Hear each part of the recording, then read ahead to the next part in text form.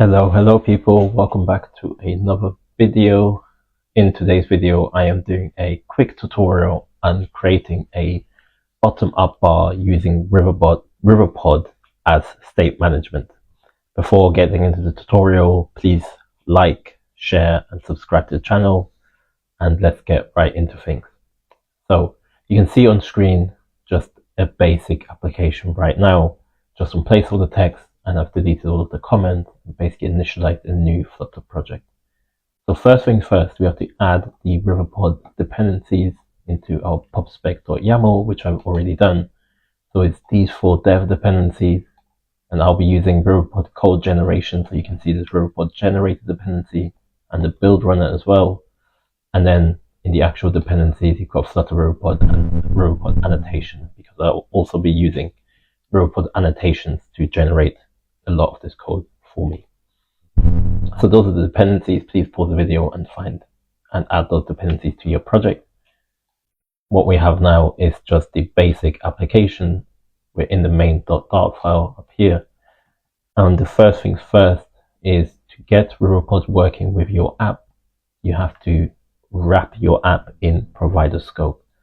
So in this run app method, we are just going to do something very quick, and we're just going to do provider scope. Do that.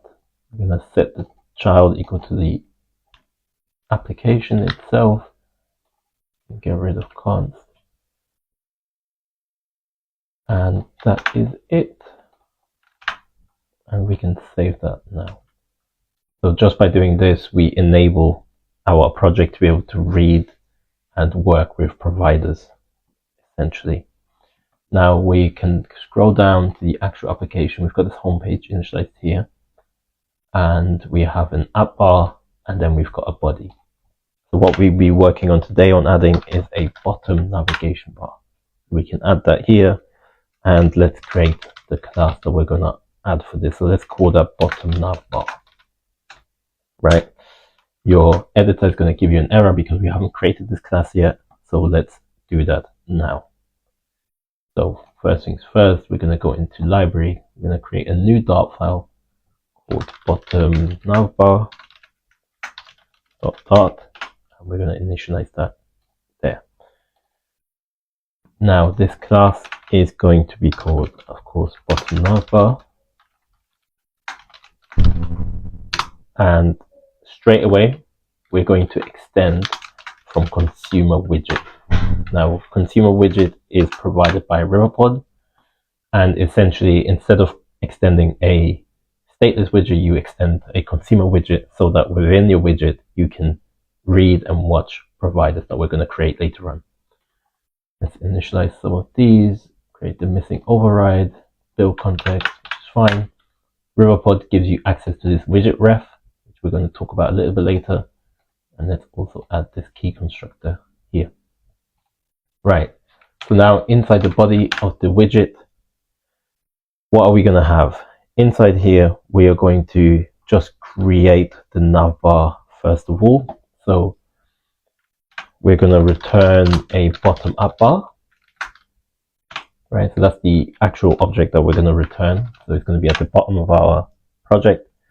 And let's create some child for that. We're going to have a row of stuff, and can have multiple children, and each of the actual items in our navbar are going to be columns, are going to be icons.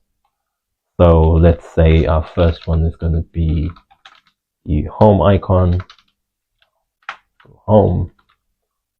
On press, it's going to be something like this. It's going to make it empty for now. Icons.home. Okay, yeah, we have to initialize, of course. So const icon.home. Like this. Perfect.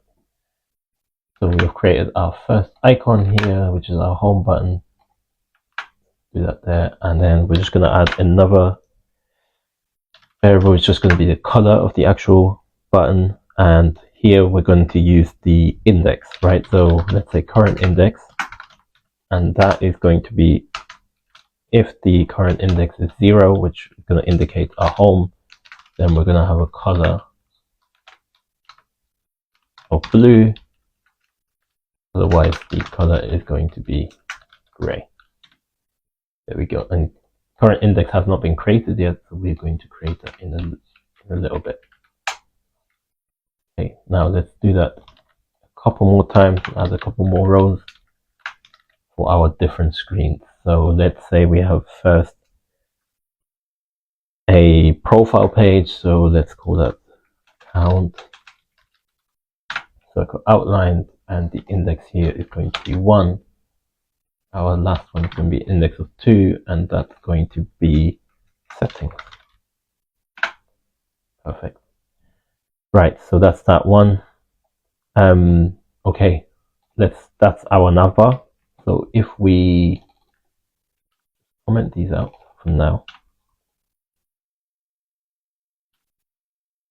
and let us add this. Now we can import our class here. Let's save our project. Right, so you can see here we've the navbar created at the bottom. Let us just add one more variable, which is called main axis alignment, space between, and let's save that so that they're evenly spaced out. You can see right now when we press on them, nothing actually happens because we haven't defined our onPress methods. And this current index also hasn't been defined. They're currently just in whatever color. All right, next things we're going to do is to the top of our class, we're going to add a couple of variables. So let's call the first one current index, which we created at the bottom there. And what this will do is watch our provider. So we got this ref object available to us. We can use watch, and we're going to watch our nav index provider, right? This has not been created yet, so we will get on that in a little second. And then next, we're just going to define our actual notifier. So here we're going to read, and what this is going to do is just nav index provider as well, but we're going to access the notifier here, and let's call that there. Right, so the difference between these two here, they're both looking at the provider, but one is watching the actual provider and the other is looking at the notifier.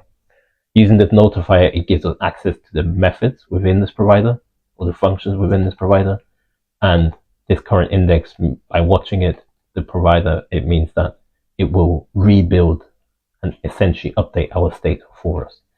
So we're going to use this nav notifier in our onPressed method, and inside onPressed, what we're going to have is, we can just get rid of that, and we're going to return, and we're going to say nav notifier, and we're going to call a method which will eventually update index, right? And what is going to update it with? 0 for the first one, because that is our home page, and then we're going to do that with 1, and same thing here. It's going to update it with 2. So now,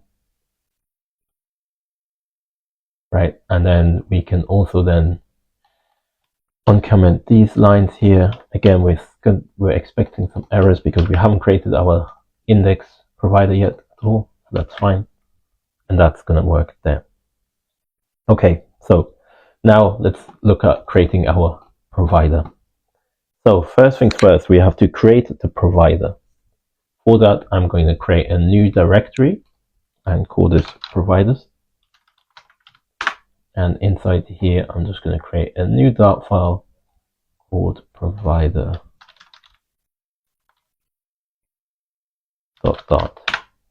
Beautiful.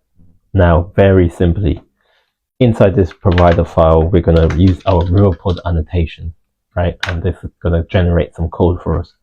So we're going to create a class called nav index.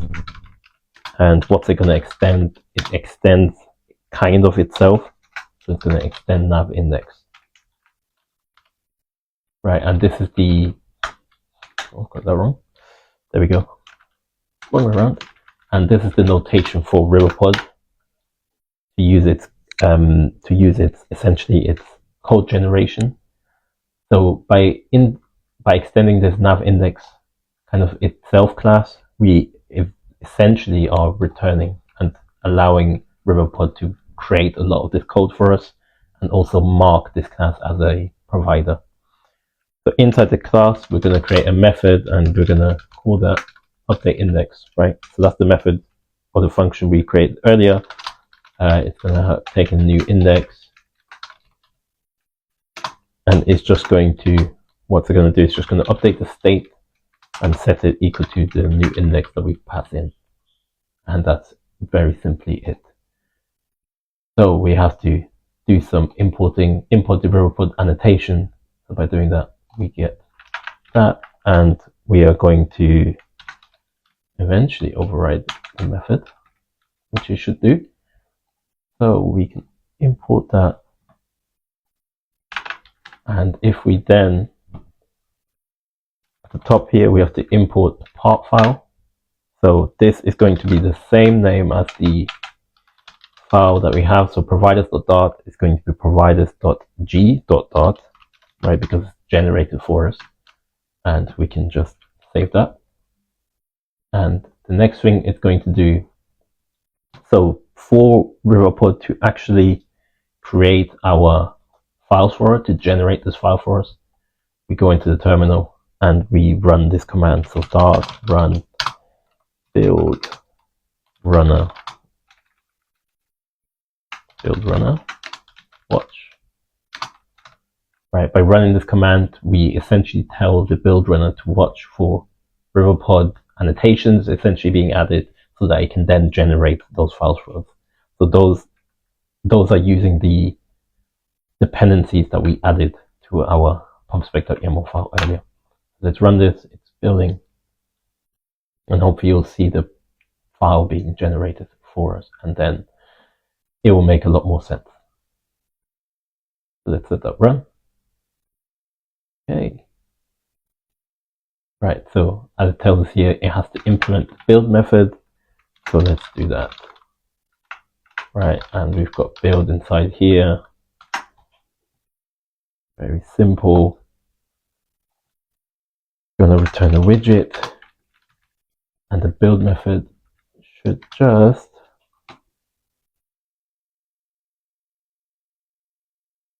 and this build method, very simple, it's just going to return 0, right? So we're going to start off with 0, and it's not going to be a widget, it's going to be an integer.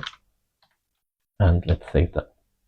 Cool. So our build method is initially going to return just 0, and then we are creating, allowing this new method here, this new function, to update the state to this new index.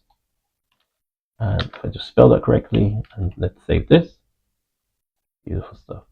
Okay, so you can see the errors have now gone. Eventually our providers.g.dart file will be created for us, but it just takes a little second at times. So let us just wait for that. And we have this nav index. Now let's see, nav index provider is available to us as an object. If we just move here, move back. Right, so you can trust the nav index provider has been created. It is available to us, and now you can see compiler errors are gone. We've created the appbar, and it's looking decently good. So now what we can do, what we have is that if we just save, and there's the file's been generated. Now if we let's rebuild. Let's restart this project.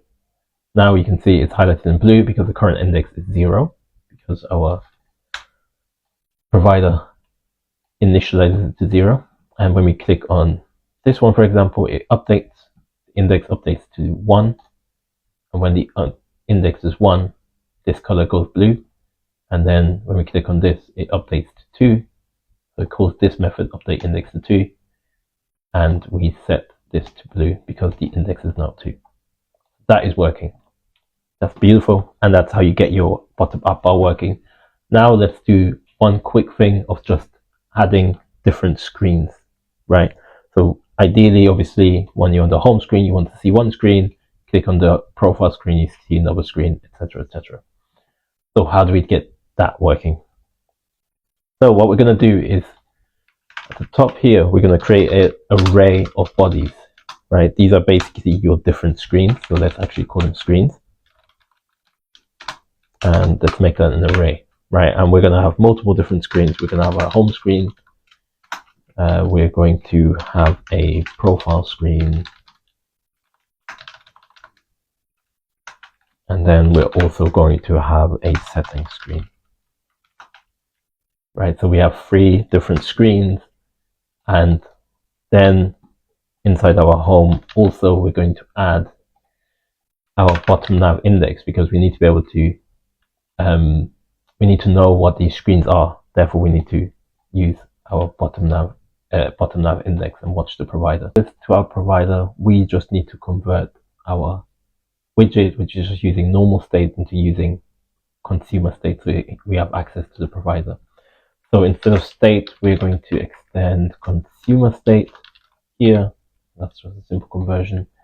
And then again here, it's going to be consumer state, and our stateful widget is going to use a consumer stateful widget here also.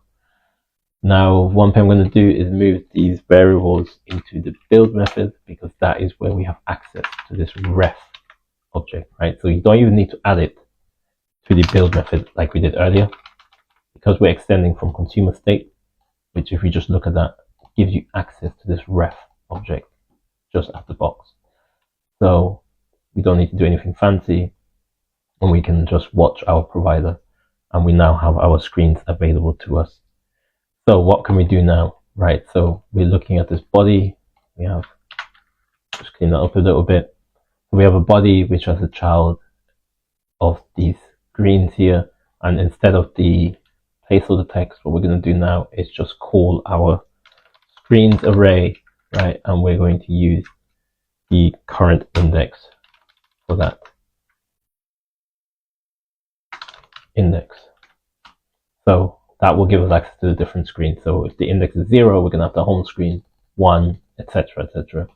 Now, of course, we need to then add this current index to our home screen. So let us also do that. So, of course, it's not going to current index, the bottom nav index, right? That we just mentioned. So there's that. Now what we have to do next is create the actual screens. So let's create new files inside, or new class. We're going to create a new Dart file, or Scratch file, a new file, and let's call that home screen .dart. Going to be a very, very simple class for the sake of this tutorial. It's going to be a home screen method. Inside this method, we're just going to create a stateless widget, right? Of course, once you have your own home screens, these can be whatever you want them to be, but just for the sake of this tutorial, let's do that. And it's going to ask me to do this later, so I'm going to ask that in here. Right, let's do this. And then we're just going to import the build method. Create that for me, thank you very much.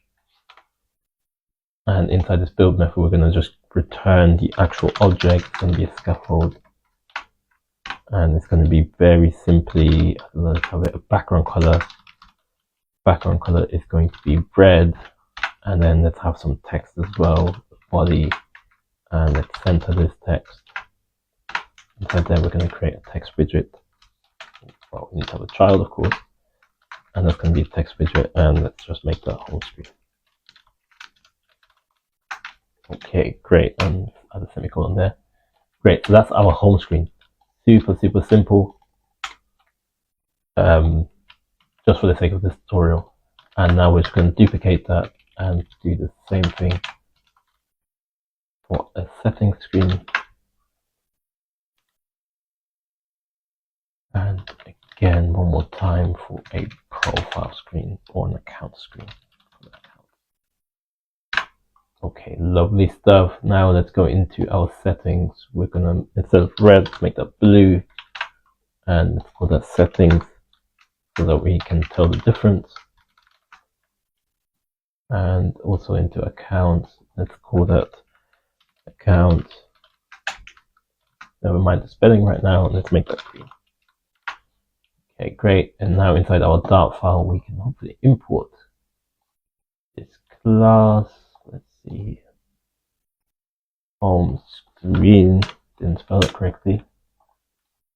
And let's import home screen. One thing I forgot to do is just to update the classes themselves.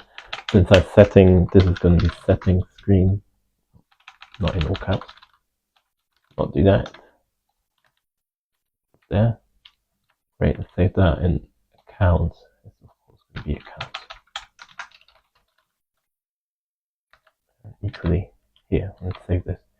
Now we can hopefully profile screen. Well, not profile, settings obviously. And we rename that to account screen. And we can import that. And hopefully we can also just import that. Great. So now we've imported these new files and these new screens. And let's see here, we're getting an error thrown because let us rerun our widget, and there you go. So we're currently on the home screen, which is red. We click on this, it takes us to the account screen, and we click on this, it takes us to the settings screen. And that is our bottom up bar working perfectly with Riverpod code generation. I created this providers file. You can create as many providers as you'd like. You can annotate them with Riverpod, make them extend this kind of weird pseudo class. It will create the provider for you. Don't have to do anything. And then wherever you want to use it, you can just watch the provider if you want to update the state. So if it's going to change, we're going to watch the provider. And if we go into our bottom navbar, if you just want to use a function that you created inside the provider, such as this update index function, then we're going to just watch the notifier rather than the provider. And you can use read, you can use watch as well. They will both do the same thing. And that's it for this tutorial. As I mentioned at the start of the video, please like, share and subscribe. Please do like the video, subscribe to this channel as I mentioned, and I will see you in the next one. Thank you very much.